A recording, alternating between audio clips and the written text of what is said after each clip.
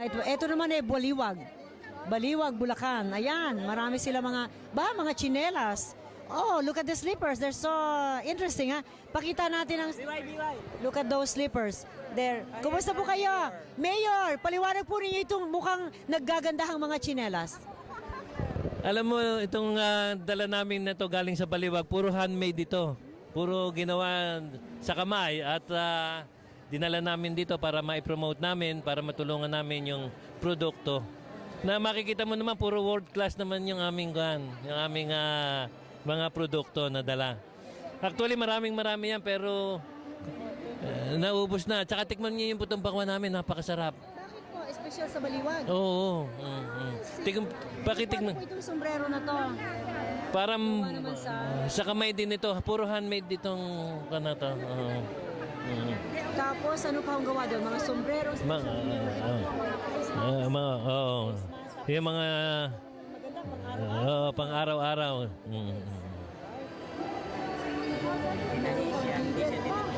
Meron pang dekorasyon dito. Pero kaganda naman. And different beautiful lively colors. Very nice. This is all from Baliwag. From Baliwag. Yeah, Baliwag, Bulacan. Po yun sa Manila. Asa po, paano po ba? 50 kilometers from Manila.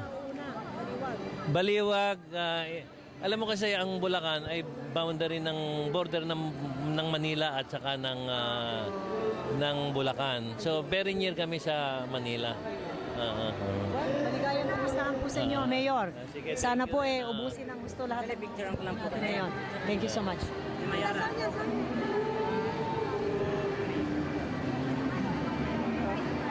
Yan, mga bati na po ninyo sa ating mga... Bati na po kayo.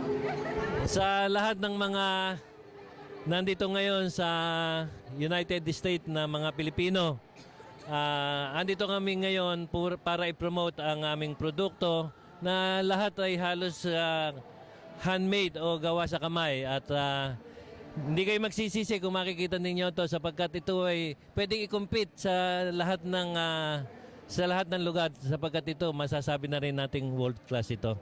So maraming salamat sa inyong pagsuporta at good day. Maraming salamat po, Mayor. Thank you so much. Okay.